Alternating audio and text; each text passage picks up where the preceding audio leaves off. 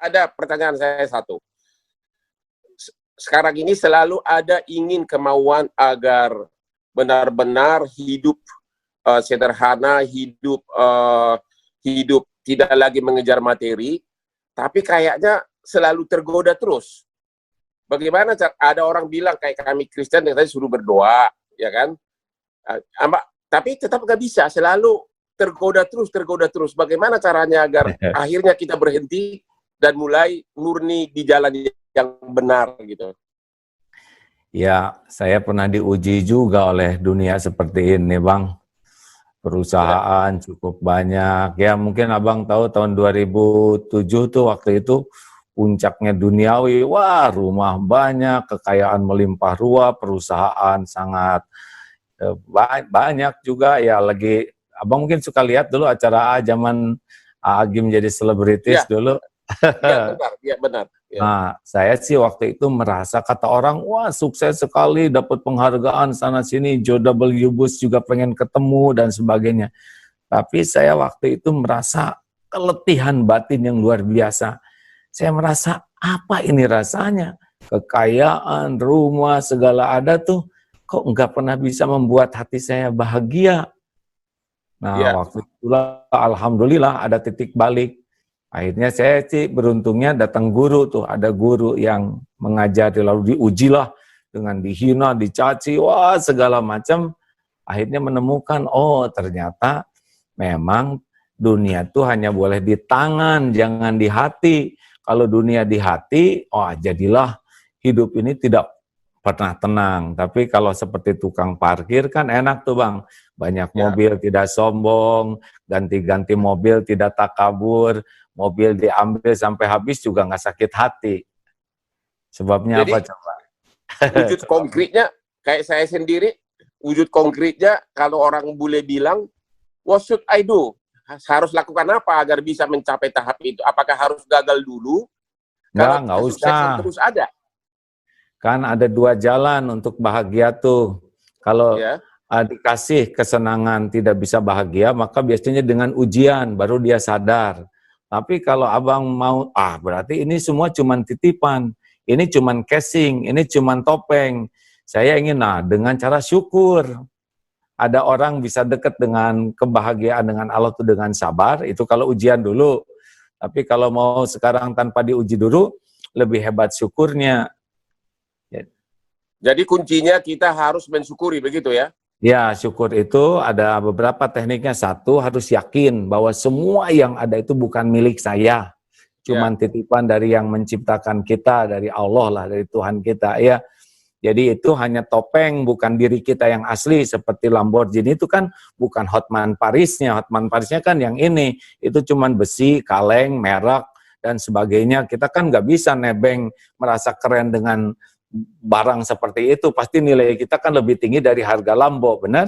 Nah, jadi itu adalah, ini adalah casing titipan. Yang kedua, selalu memuji keadaan apapun, mau dipuji, mau dicaci, ada, tiada. Yang ketiga, gunakan ini nikmat yang ada itu untuk kebaikan seperti keinginan penciptanya.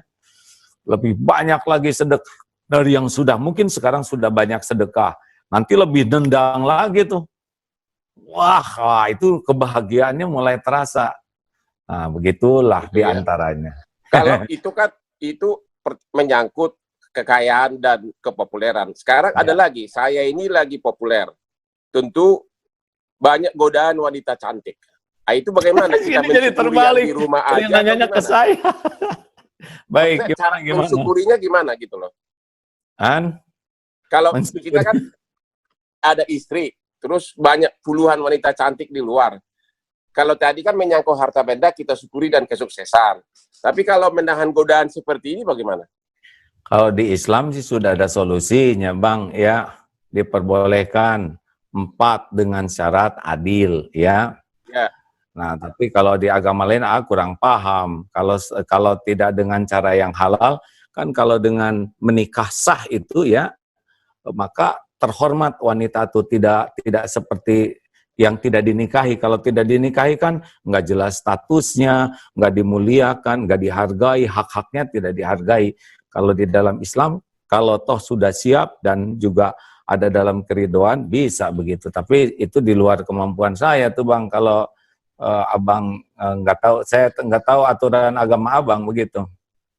Ya, tapi maksud saya, terlepas dari agama manapun, kita laki-laki ini kan bagaimana cara ngeremnya gitu loh. Terlepas Ya, dari agama dulu. baik. Caranya adalah jaga pandangan, Bang. Nggak usah segala dilihat. Kan nafsu itu datangnya dari mata. Mata yang tidak terjaga udah pasti membuat kepikiran dan hati dan nafsu, begitu. Makanya ada kalau di dalam agama Islam tuh godul basor, jaga pandangan. Karena udah pasti nafsu itu diawali dari mata. Nah ini susah nih, Abang ketemu banyak orang, caranya udah diam aja di sini di rumah. Tapi apa realita Pak bahwa seorang suami yang sudah sukses, apa masuk di akal dipastikan dia bisa bahagia dengan hanya satu istri atau dengan istrinya, sementara godaan begitu banyak, apa itu realistis? Ini tuh jadi kebalik begini acaranya, jadi nanya ke saya yang bagian nanya.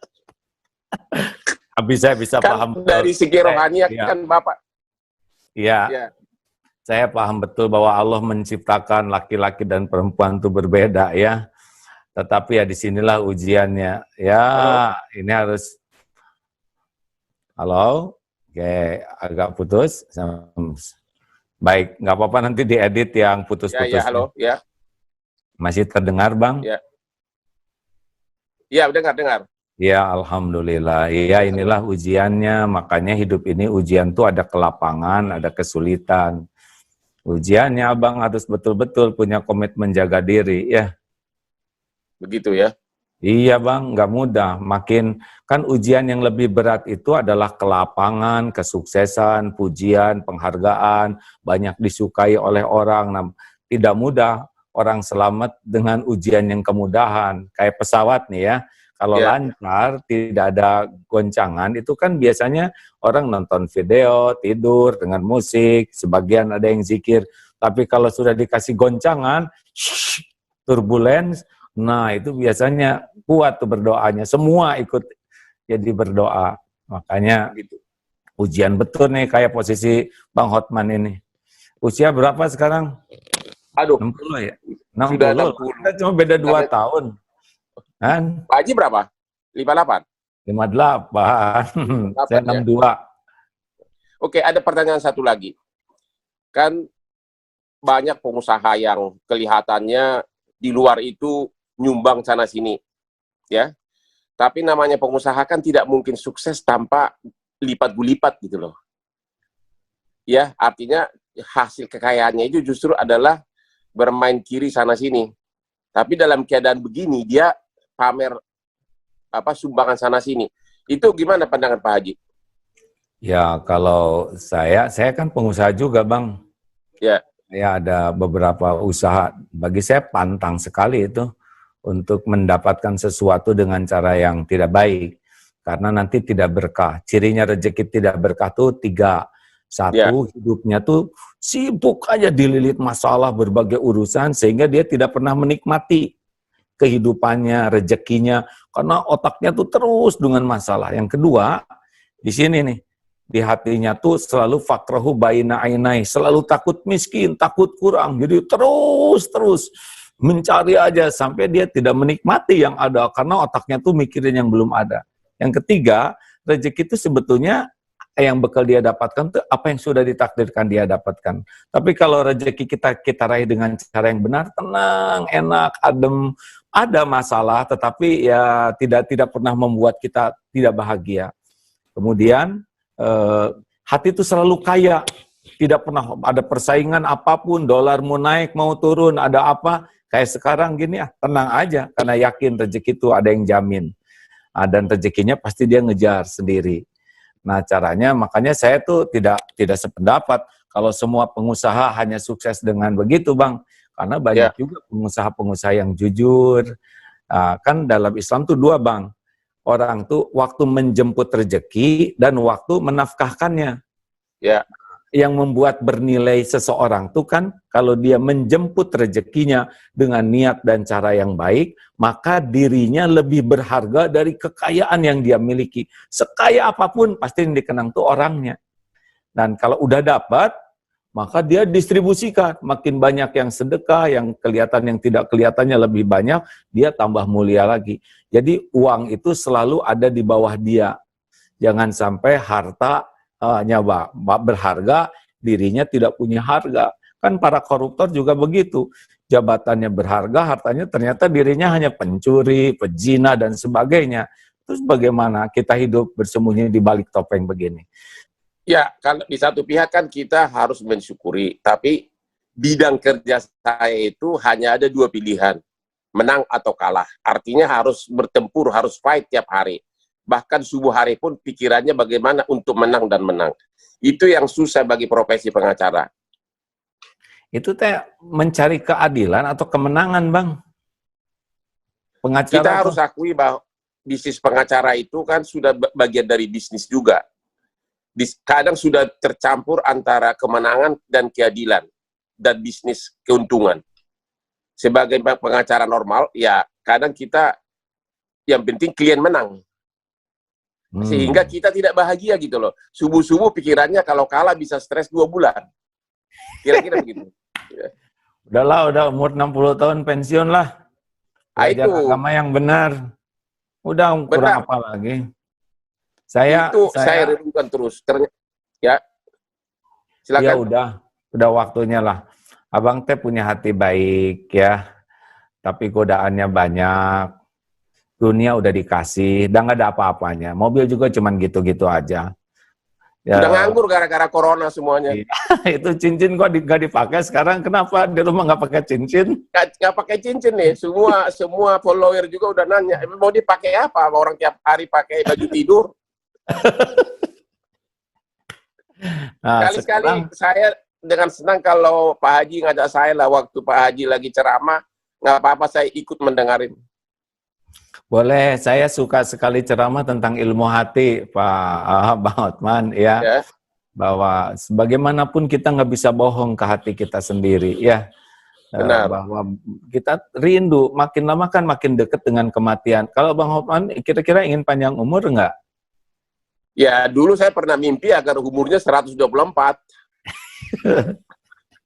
Gimana kalau stroke dari umur 61 semua orang enak nanti lihat kita masih hidup, Bang. Ya itu dia masalah, ya. Apalagi sekarang ini sudah parno, tiap menit kita parno gara-gara corona ini. Ya, jadi Bang, gini ya. Kalau saran saya sih udah usia segini sudah saya mah ngitungnya kalau Nabi Muhammad kan 63 tahun. Ya. Meninggal ya. Lagi puncak-puncaknya kesuksesan gitu, jadi masih seger-segernya. Sahabat-sahabat Nabi juga Abu Bakar 63, sahabatnya ada 3 orang tuh 63 tahun. Jadi saya matoknya juga, saya 63 tahun harus sudah siap pulang. Walaupun kan kalau umur tuh ada 3 rahasianya. 1, waktu kita tidak tahu, itu rahasia Allah pencipta kita. Yang kedua, tempat, kita akan ngedatengin tempat kematian kita. Dan yang ketiga, cara. Kita tidak tahu caranya seperti apa. Kalau udah waktunya harus meninggal kan kita pasti mati. Orang mati kan cuma satu sebabnya, karena waktunya sudah tiba. Lalu nanti akan datang penyebabnya. Penyebab itu bukan yang membuat kita mati, tapi jalan kematian aja. Tapi kan yang namanya sukses itu kita mati dengan mati terhormat, husnul khotimah namanya kalau di Islam. Supaya matinya baik, ya sudah sekarang tiap hari mikir baik, ngomong baik, berbuat baik, berhati baik. Karena Allah itu tidak nyimpan kebahagiaan kecuali pada kebaikan. Nah kan udah lama hidupnya 60 tahun, harus punya waktu buat jujur. Itu saya bahagia tidak? Mau sampai kapan ini hidup kayak gini ya? Benar. Nah sekarang saya mau nanya, itu kalau Bang Hotman misalkan meninggal lah, besok lusa, apa yang kira-kira dibawa tuh ke kubur? Ke alam selanjutnya ini? Hanya sepasang jas dan sepatu. Biasanya begitu. Cuman itu kan? Benar. Terus jadi kita siang malam menggadaikan waktu kita, bukan tidak boleh jadi pengacara, enggak. Tapi kalau hanya sekedar untuk dunia, nah sekarang kita makin tua kan suka makan obat-obatan enggak, vitamin dan sebagainya, kan? Udah mulai banyak Bukan asam urat, suka lagi, bisa kolesterol. tiap jam saking ada, ya serba makan obat untuk mencegah. Belum ada sih penyakit khusus, tapi semuanya sudah ada resep dari dokter untuk asam urat ini, untuk gula darah ini, sudah ada semua. Tiap malam makan. Nah itulah rezekinya. Ya, Rezekinya itu obat-obatan. Kita ini udah tua, kita kan cuma beda 2 tahun ya. Haruslah udah lebih dari ya, separuh, ya, udah lebih dari 3/4 kan kita hidup ini. Tinggal ya. sekarang sisanya ini. Kita harus siap bagaimana masa tua yang indah ya. Hidup penuh manfaat, hati tenang, ibadah terjaga. Justru itu, kalau udah tua masih centil, ya tua pontang-panting sana-sini, hanya buat ngumpulin dunia dan dunia juga nggak dirasain. Terus di mana kita merasakan bahagia yang asli, betul?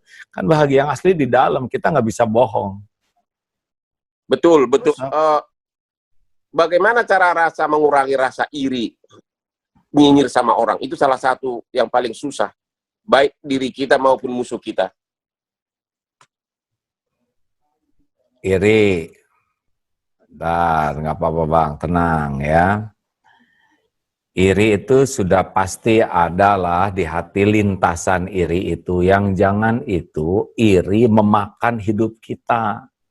Iri Sederhana memakan hidup saja kita. Ya. bahwa iya kan orang yang paling dengki itu, orang yang iri itu dia yang zolim tapi dia yang sengsara. Kita iri Setuju. sama orang ya, dia naik pangkat, dia dapat, kita yang ngejengkang ya kan, dia bahagia, kita makin stres, dia naik prestasinya, kita naik tensinya. Ini kan aneh ya. Dan kedengkian kita itu tidak bisa mengubah takdir orang. Ya, Ini ya. rumusnya Bang. Jadi tiap orang itu punya takdir masing-masing. Jangankan dalam satu profesi, sekeluarga aja, seibu sebapak, tiap orang itu kan beda-beda, betul?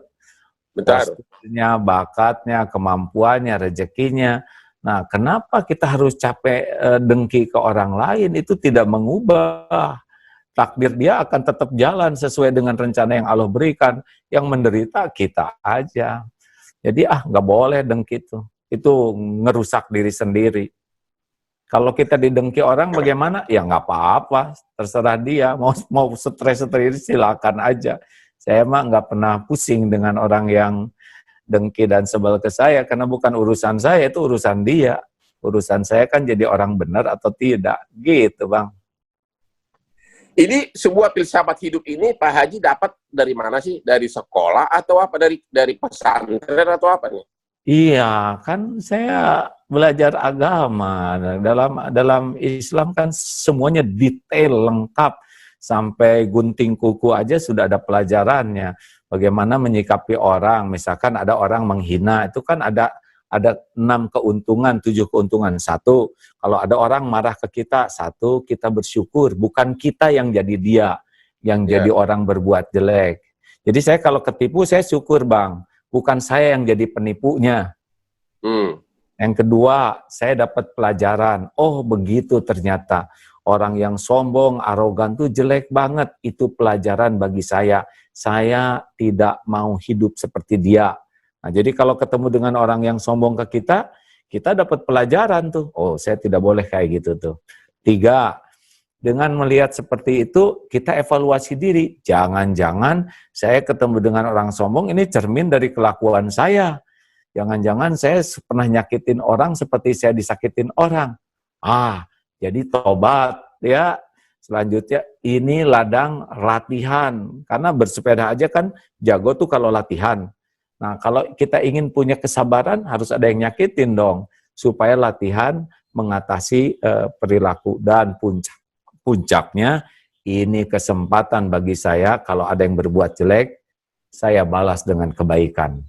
Nah, dia ngeluarin keburukan, saya ngeluarin kebaikan. Jadi kita terupgrade justru gara-gara orang yang berbuat kurang baik.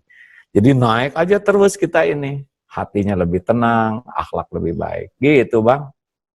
Tapi apakah salah kalau saya misalnya sudah sukses, saya dapat duit, apakah salah apabila saya berpenampilan mewah?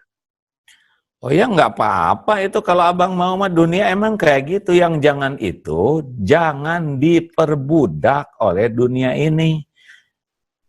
Oh, Jadi begitu. kita kepikiran terus, jadi jangan melekat dunia ini di hati, dunia mah di tangan aja. Kalau udah melekat di hati, dunianya nggak ada, robek kayak perangko, melekat di amplop. Kalau diambil perangkonya, robek itu. Nah, nggak boleh dunia ini bikin sakit hati, bikin capek. Ya saja, ya walaupun dunia kaya, apa ya relax saja. Ya. Nah, orang diperbudak dunia itu dari bangun sampai tidur lagi. Angkat aja bang, nggak apa-apa. Nggak, ada anak. Ya, terus nggak apa-apa.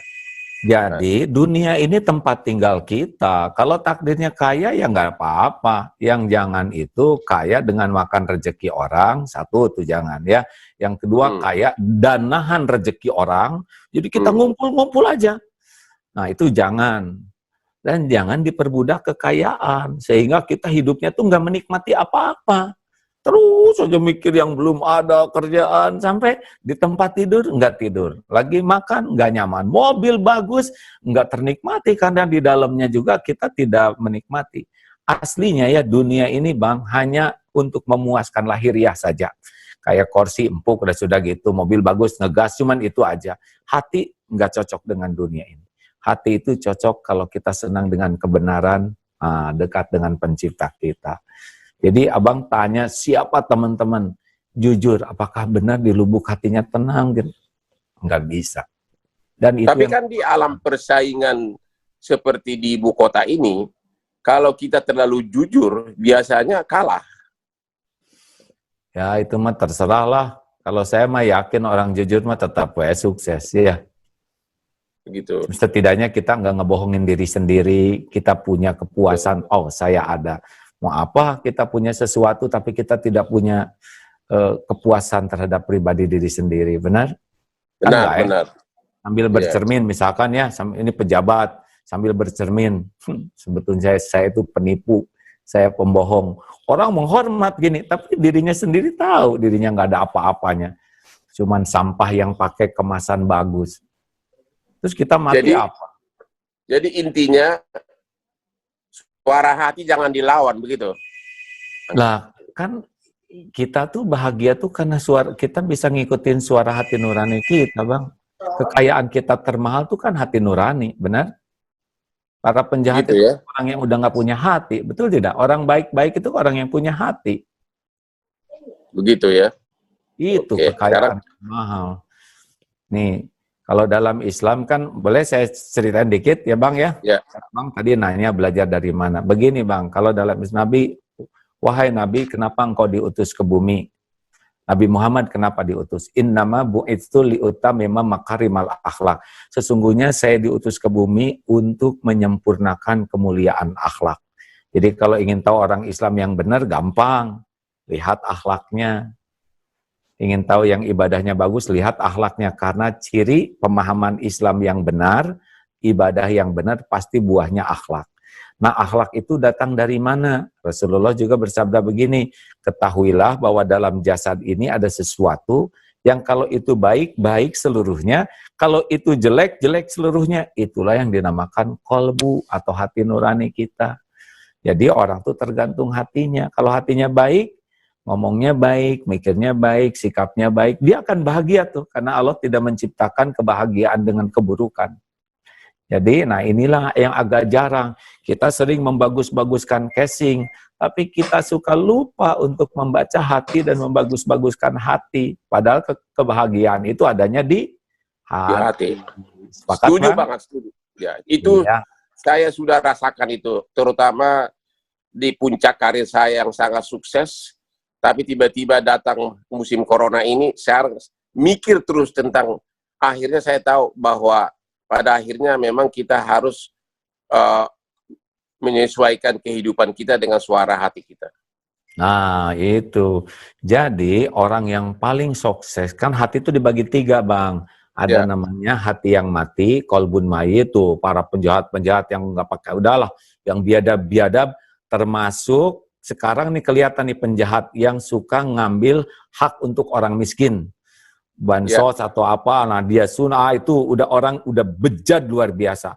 Mau casingnya apa, mau gelar, mau pangkat, mau jabatan, itu orang yang biadab. Hak orang yang kelaparan dia ambil. Sekarang, kalau ada yang begitu, nah itu orang udah nggak punya hati. Mati. Yang kedua, orang yang hatinya berpenyakit. Nah, cirinya hati berpenyakit tidak ada tenang hidupnya tuh. Penyakitnya itu adalah diperbudak dunia, sombong, ujub, pendengki. Oh, ria itu udah capek tuh di hati tuh, Bang. Dan yang paling top adalah namanya qalbun salim. Orang yang hatinya bersih, selamat, sehat. Nah, inilah orang yang paling bahagia dalam hidup ini. Mau susah, mau senang, dipuji, dicaci, sehat, sakit. Dia seperti berselancar di atas ombak. Ini yang harus kita miliki di masa tua kita, Bang. Orang yang punya hati yang baik, bersih. Insya Allah bahagia. Gitu. Terima kasih, terima kasih. Ini saya makin yakin. Memang saya sudah mulai mengarah ke situ. Tapi dengan filsafat hidup yang baru saya dengar, ternyata arah saya sudah ke arah yang benar. Mudah-mudahan godaannya tidak terlalu kuat sehingga melenceng lagi. Ya, ada syaratnya, Bang. Harus berkumpul dengan orang-orang yang benar juga. Oh, begitu. Iya kan, bergaul dengan penjual minyak wangi, ikut harum. Bergaul dengan bisa bau bakaran atau terperciki api. Sekarang abang siapa teman-teman dekatnya? Kalau yang teman-teman dekatnya bikin abang tergelincir, abang bakal tergelincir atau pusing lagi. Tapi kalau teman-temannya yang ngejagain untuk punya hati, abang bakal menikmati sisa umur ini. Udahlah, dunia mah nggak ada apa-apanya, Bang. Demi Allah nggak ada apa-apanya. Cuman gitu-gitu aja. Terima kasih. Bang, terima kasih. Terima kasih Pak Haji sudah dapat semua ilmunya dan 99% saya setuju. Alhamdulillah. Nanti kita telepon-teleponan lah kalau saya diperlukan ya. Tukar-tukar pengalaman. Terima kasih Pak Haji. Kita kan cuma beda 2 tahun dan kalau sama-sama wilayah bahaya COVID ini ya. Bang, terima kasih atas silaturahimnya. Salam untuk keluarga dan juga anak-anak ya. Maaf, terima kasih. Kalau ada perkataan yang kurang berkenan dan suatu saat kita jumpa lagi ya. Terima kasih, salam. Ya. Terima kasih, Bang. Terima kasih, Pak Haji. Bye.